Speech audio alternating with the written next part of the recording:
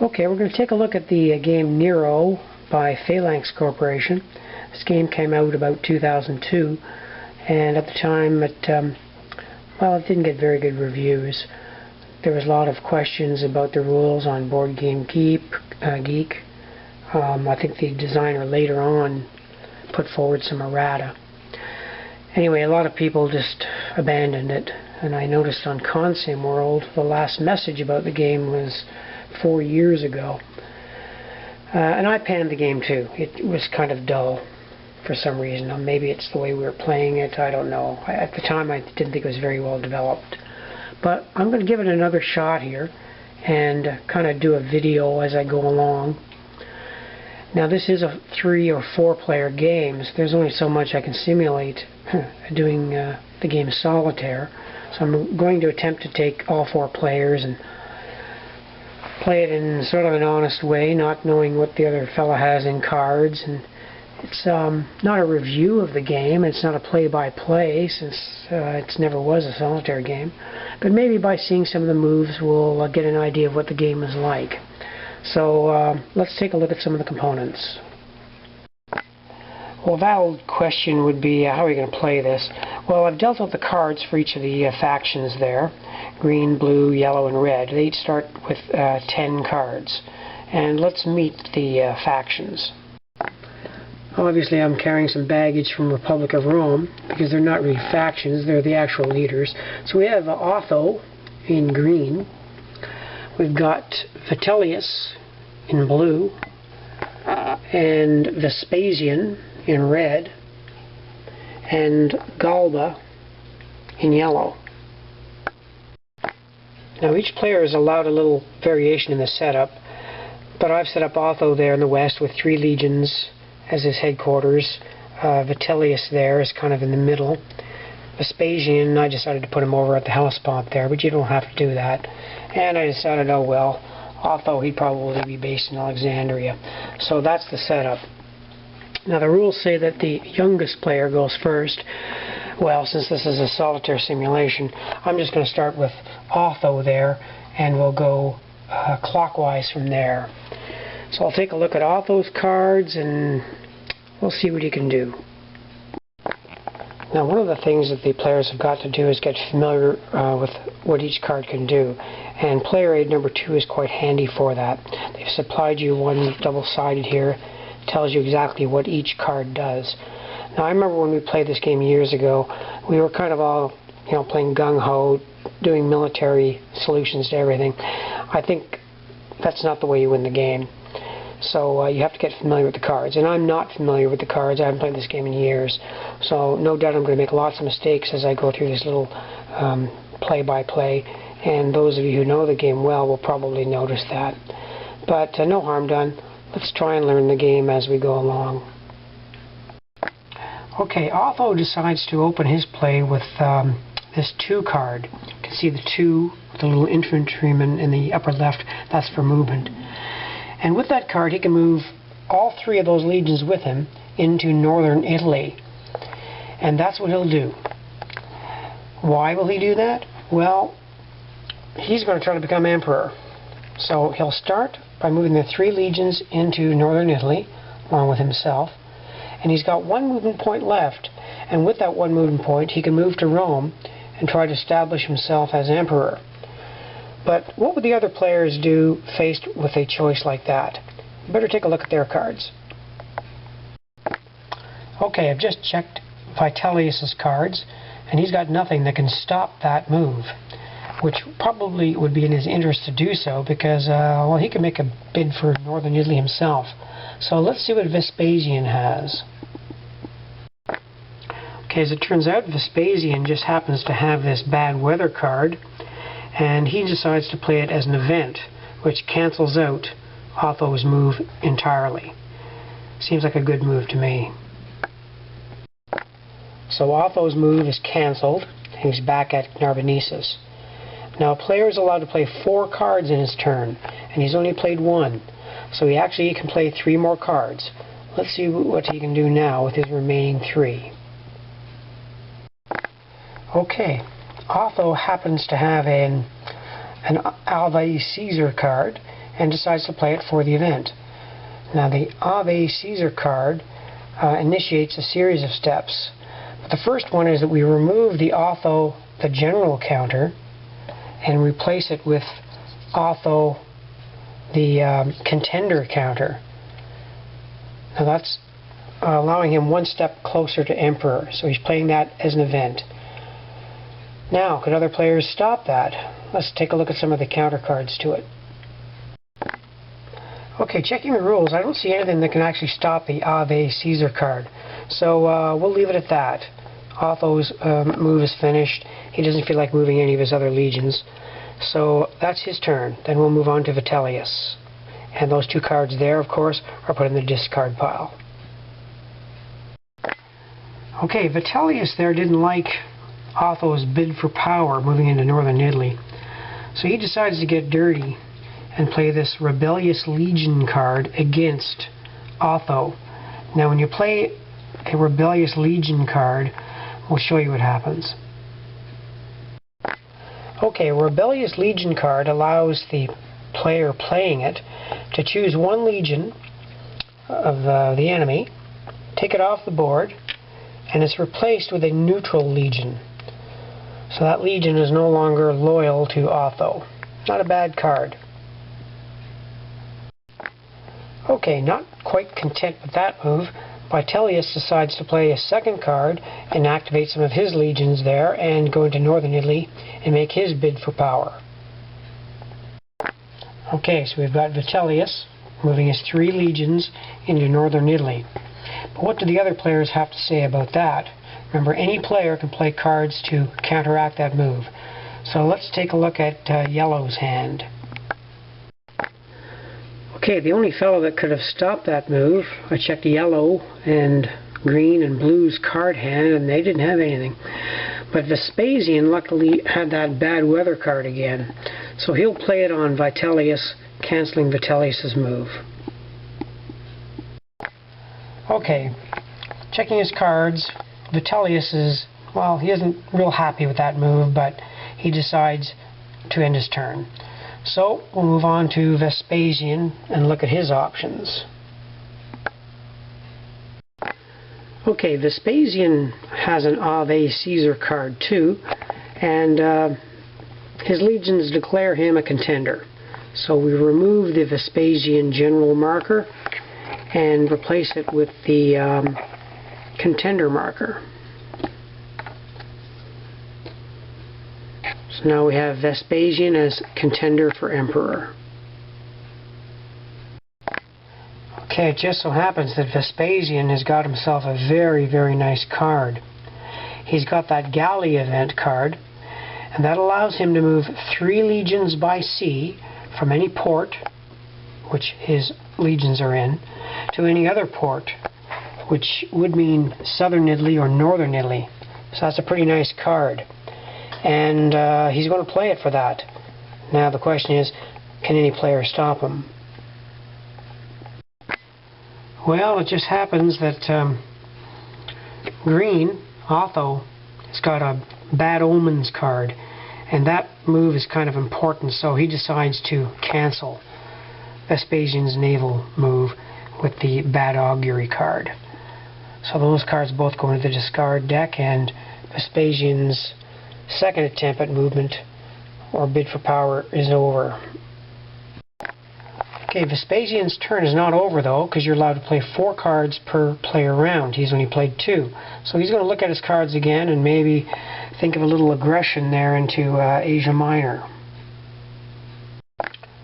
Okay, Vespasian can't resist attacking Asia Minor, so he plays this 5 card for movement points. Now the new rules state that legions of 0 or 1 to 3 play 1 movement point to enter province, so that costs 1. And the new rules state that it costs 1 movement point per legion crossing those straits. So he actually pays, 4 movement points to enter Asia Minor, and he does so. Now, can anyone block that move? Well, it would be in the interest of the yellow player, which is Galba, to do so. So we'll look at his hand, because right now he's outnumbered 3 to 1 in legions. So let's see what he can do. Okay, checking the other players' cards, they don't have anything that can really stop Vespasian, and I'm wondering if they would, even if they could. I mean, it's not really in the interest of Vitellius to help Otho over there, or rather Galba. So I'm not sure other players would have tried to stop this move anyway. So we've got a battle on our hands, our first one, and I'll try to play it honestly as if yellow does not know what red's hand is and vice versa. So let's see what happens. Remember, red can only play one more card because this is his third one, and you're only allowed to play 4 per play. Vespasian decides to play a 3 combat card, and with his 3 legions, that makes 6, and I think you're allowed 1 when you're a contender, so his total legion strength is 7. And Galba decided to play 3 combat cards, so he's got 7, he's got 11 right there, plus his legion 12. So he defeats Vespasian in battle. One neat thing about this game is that the number of legions in the game is absolutely fixed. I believe it's 28 legions. And there's never more than 28 legions on the board, nor less. So how does a battle work when a legion is destroyed? Well, it almost isn't destroyed, it really comes over to the enemy. So Vespasian lost the battle, so he must lose a legion. We take 1 red legion off. And another legion joins the yellow forces of Galba. So that's how combat goes. Now Vespasian has the decision whether to stay in Asia or retreat. You don't have to retreat when you lose a battle. And Vespasian is feeling extra bold, so he decides to stay in Asia Minor there. And since that was Vespasian's last card, his turn is over. Okay, Galba, over here in Egypt, was quite happy to win that battle. Let's take a look at his options. Okay, Galba's a little bit irked that Vespasian attacked him, even though Galba defeated him, and he wants to retaliate, counterattack. So he uses this 3 card to activate these 2 legions here, and will attack Vespasian's forces. So we go to a second battle. Now this time it's going to be quite different, because Vespasian can play up to 3 cards in defense. So Galba will have to plan his strategy very carefully. Okay, Galba's forces make an intelligent guess at the size of Vespasian's, and they decide to play 3 battle cards for 6 battle points, and they have 2 legions, so they have 8 battle points. The question is, what did Vespasian play in defense? Okay, Vespasian played 2 battle cards that are worth 2 each, so that's 4. He's got 2 legions, that's 6, and he's got a contender, which is 7. So, he loses the battle again. Poor Vespasian. So what happens is the red legion comes off, and we replace it with a yellow legion. So Galba is doing rather well. Now Vespasian has the decision to retreat or stay, and this time he feels discretion is the better part of valor. Whoops, I just realized you can't retreat across a strait. So, whoops, I guess he's staying. And that's the end of Galba's turn because he's played 4 cards. So we'll look at the situation, add up victory points, and see who's ahead. Okay, the victory points at the end of turn 1 are mainly going to be territorial, because no one is emperor and no one is in control of Rome. So it's just territorial points, and you get 2 points for every province you control. So let's start with Otho and see how many he has. I see 2, 4, 6, 8, 10. So Otho has 10 points. And we mark that by putting the green marker on 10. Okay, Vitellius. I see 2, 4, 6, 8, also 10 points. So we take the blue marker and mark 10 points for Vitellius. What does Vespasian have? He's got 2, 4, 6, 8 points. That's red. 8 points. Now, who owns that? Well, it's majority control. So that's Galba. He owns Asia Minor. Now, one of the markers they give you in the game are these control markers, but I always thought them kind of superfluous. I guess you're supposed to use them here in cases where there's 2 legions of different nationalities, and that shows you quickly which side owns the province. It's because, well, the legions themselves show you who's in control. So I thought it kind of curious that, well, you don't really need those markers. So how many points does, I keep forgetting his name, Galba have? He's got 2, 4, 6, 8. He's also got 10. So we've got a 3-way tie for first place. Now when I just tried this game the other day, I got a lot different results. That's probably because I was doing a lot of rules wrong. Anyway, that's the situation at the end of turn 1, and that's a little bit of how Nero works. I don't know if I'm going to do any more turns. I might post this in a 2-parter on YouTube and see what kind of response we get. I mean, like I said, it was not a very popular game. I'm trying to revive interest in it because it looks so darn good. Anyway, that's it for this first part of the game Nero. Okay, I realized I was making a mistake in the assignment of the victory points. It's not 2 victory points per province as I thought. It's actually you don't get any points for provinces. The only points you get for provinces are the 2 in Italy. So the actual points are 2 points for each area that you control. That means the yellow area, the red, or the green. So each player has a lot less points than I thought. So actually, after 1 turn, all 4 players are tied because they've got exactly the same points. So that's going to change things a little bit. So we'll continue now with Otho's move. That's green. Okay, now that I'm a lot more clearer on how you get victory points, might have to be a bit more aggressive. That means you do have to control areas there, so if Otho wants to get any more points for territory, he's going to have to invade Vitellius' area. The only other way, of course, is to move in Italy or become emperor. So let's take a look at Otho's options. Okay, Otho decides to play this card for 4 movement points, and he'll burn up 2 of them to take away that disaffected legion there and put back one of his own legions.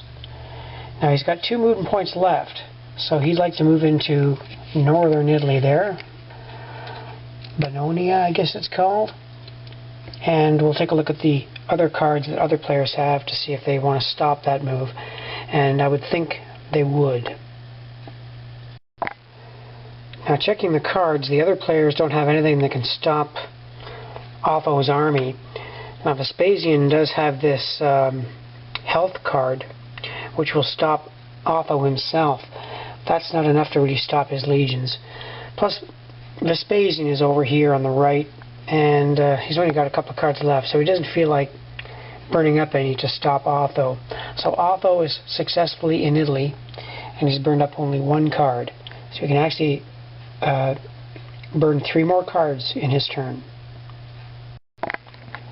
Okay, Otho is going to play another card for 5 movement points, and he's going to attempt to declare himself emperor.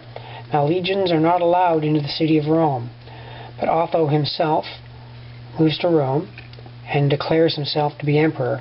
Now to do that, he must be in Rome and have 5 declaration points. So let's add up his declaration points and see what he can do. Okay, he's going to make an all-out effort to become emperor. So he's going to use a Senate influence card. That gives him 1 declaration point. He's going to use the Praetorian Guard. That gives him another declaration point. He has 2 legions in Italy. That gives him 2 more, so 4 total.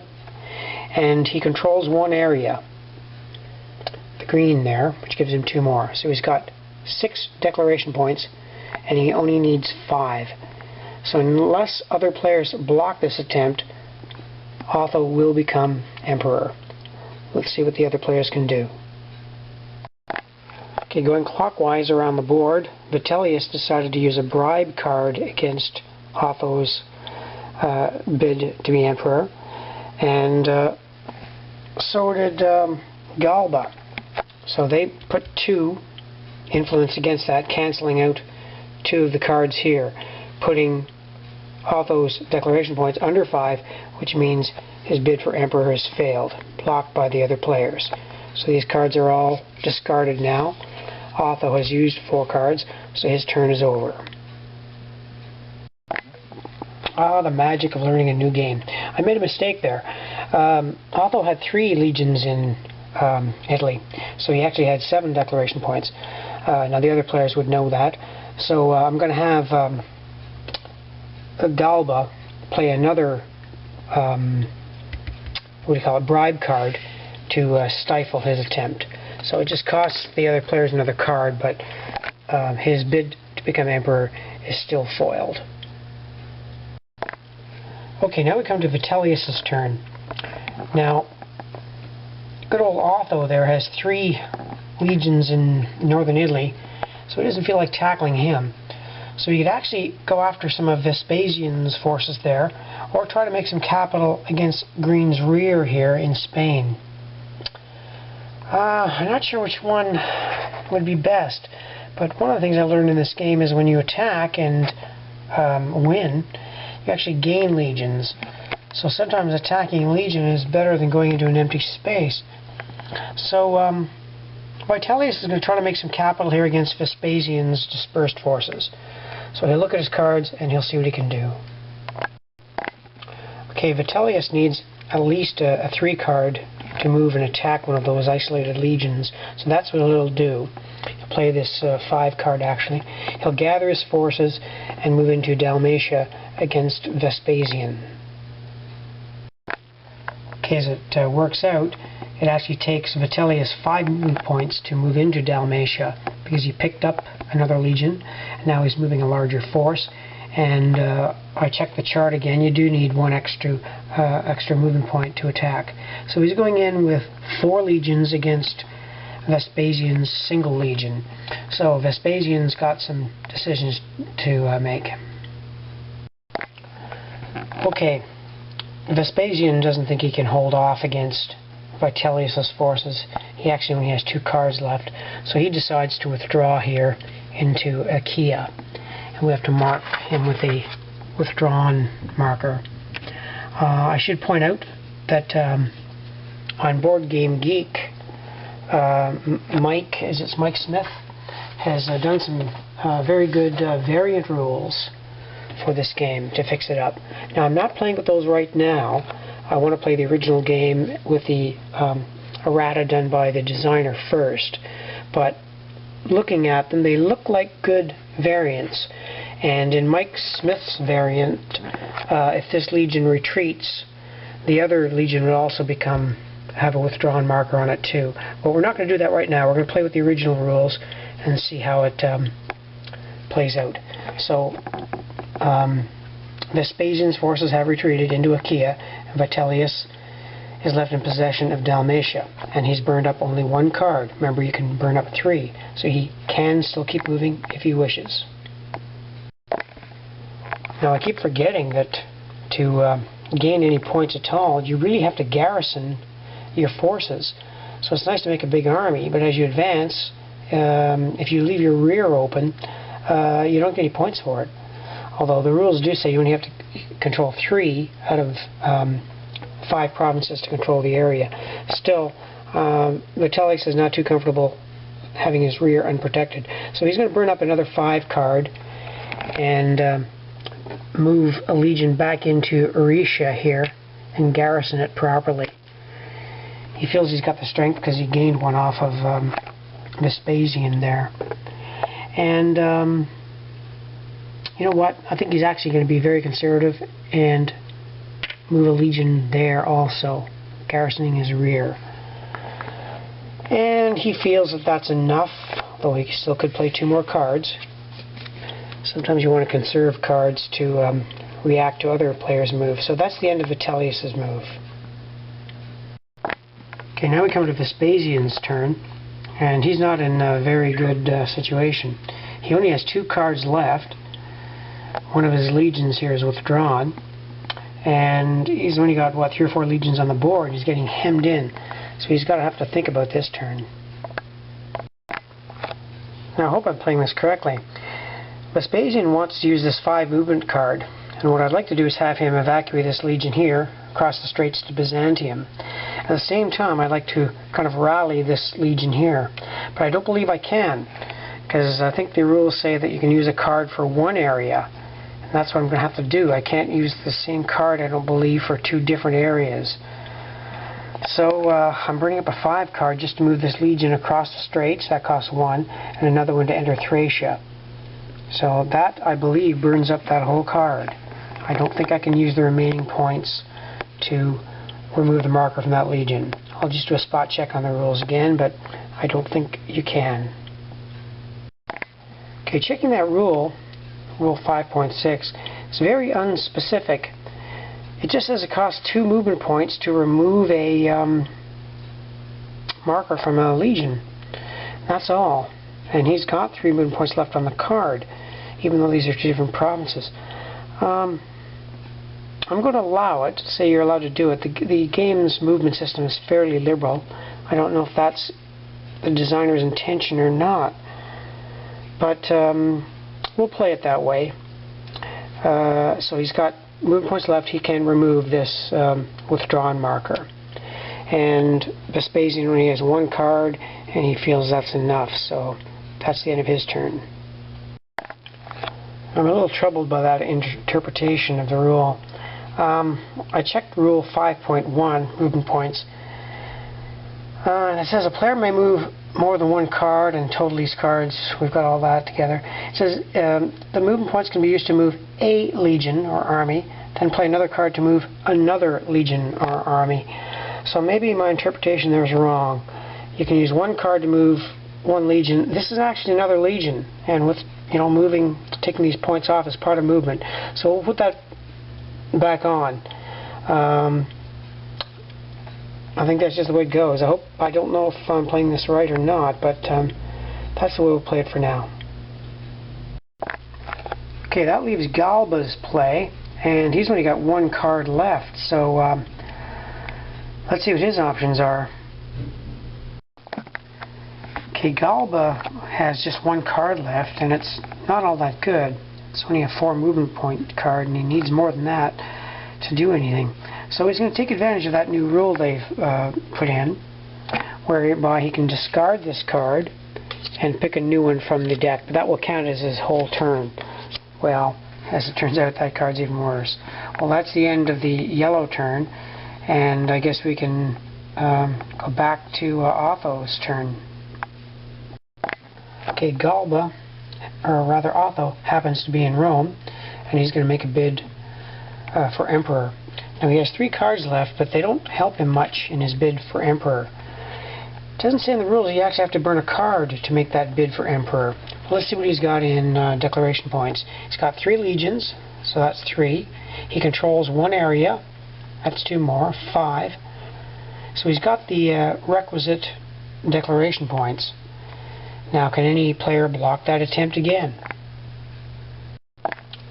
As it turns out, Vitellius has a Senator card, so he'll use that to block the attempt, making the declaration points below 4 or 5 rather, and Otho does not become Emperor. But he still has his turn. He's got 3 cards left. What can he do? Okay, angered at Vitellius' move to block him, he'll burn this 5 movement point card and move 2 legions into Germania there to attack Vitellius in retaliation. And what can Vitellius do? Well, to beef up his attack, Otho will add a 3 battle card and a 4 battle card. So he's going to have 7 plus 2 legions, 9. And will Vitellius have enough to block him? As it turns out, Vitellius does not have enough cards to block him or stop that attack, so he loses 1 legion, and Otho gains 1. So they have a victory in Germania Superior. And that's the end of Otho's move. Okay, Vitellius decides to play dirty here and play this traitor card. That means he can take 1 card from any player's hand. And since he's got designs against Vespasian, and he knows Vespasian only has 1 card left, he's going to take Vespasian's only card, add it to his own. And that's just the play of 1 card. So he actually can play 3 more cards, which he will do. Okay, Vitellius knows that Vespasian's forces are in a bad way. He also knows that Vespasian has no cards to counteract him. So he's going to play this card for 6 movement points and do some mischief. Okay, he decides to move 1 legion in to Dacia. And that's an equal combat, you say. Well, yes it is. It's 1 legion on 1 legion. But blue has some battle cards left, which he'll play. And he'll play that 4. So 4 plus 1, 5. He defeats that legion. Vespasian's legion comes off and is replaced with one of Vitellius's. And Vitellius can keep playing cards because he's allowed to play 4. So he's going to do really the same thing. He'll play another card for movement. In this case he's got 5 movement points. And he'll move 1 single legion into there. But he knows that Vespasian doesn't have any counter cards. So all he has to do is play a battle card for 2. Which will burn up his 4 card maximum, by the way. And Vespasian loses another legion. And Vitellius gains 1. So Vitellius has made huge gains that turn at the expense of Vespasian, who has no cards left. Now with no cards left, Vespasian can't do a darn thing. Now there's actually a rule in the game that says if you lose all your legions, you actually can still keep playing, even when you're against the ropes. So Vespasian's turn is over. Again, no cards left. And the last person to play will be Galba. Now he only has 1 card. Let's see what he can do. Well, as we saw before, he can't do much because he's not in a good position. He's only got 2 movement points, so he can't really cross the straits there. And over on the other end in Spain, he doesn't have enough movement points to cross the straits and invade. So he's got nothing to lose by playing and just drawing another card. Well, 6 movement points. Might be able to do something now. See, 1, 2. You know, he probably can. Yeah, we can move all 3 legions across the straits at Byzantium. That costs him 3 movement points. And another movement point to attack Vespasian himself in Thrace. And again, Vespasian not having any battle cards is really totally screwed. So he can always withdraw, which he will do, since he's going to lose anyway. And that leaves Thrace conquered. So that's the end of the turn. We'll calculate points. Well, now that I'm playing the game correctly, it's a lot harder to get points. As I mentioned before, I was playing at 2 points per province, when it's actually area. So Otho has 1 area controlled, his original green area, but he has 1 province controlled in Italy. So he gets 2 points for the area and 1 for Italy. So he races forward, big deal, and gets 3 points. Let's see what Vitellius has. Well, Vitellius actually controls 2 areas. He controls 3 provinces of that one, so he gets 2 points, and he's got 3 provinces there. So that gives him 4 points. So he races ahead to 4 points. Now, what does old Vespasian have? You know what? Vespasian doesn't have a darn thing. He has no areas under his control, nothing in Italy, so he has nothing. Zip. Now, good old Galba, the yellow, he controls his original area for 2 points, and that's it. So he's dropped. So there's our new standings now. Blue in the lead, then green, then yellow, and then red. So the order of points changed a bit, and I see this is a very tough game to win to get points. So a lot of the game is going to be about becoming emperor, getting into Rome, and getting those extra points. So that's the game at the end of 2 complete turns. And I might end the video there, because like I said, we're trying to simulate a 4-player game, and playing with solitaire is, well, we're just getting some of the mechanics down. We can't really see how the game plays. There's too much interactivity with cards. So I'll end the video. That will be it. And I'm more favorably disposed to the game than I was before. But to give it a valid test, I really would have to play it 4 players. So that's it for Nero, Legacy of a Despot.